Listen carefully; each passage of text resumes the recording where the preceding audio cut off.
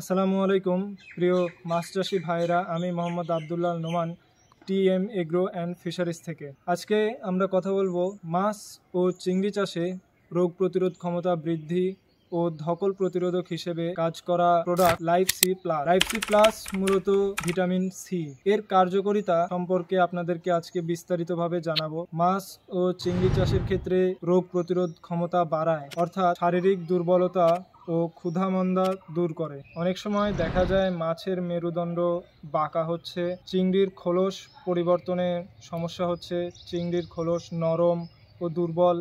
এই সকল সমস্যার সমাধান হিসেবে লাইফ সি প্লাস সর্বোত্তম কার্যকরী একটি ভিটামিন সি।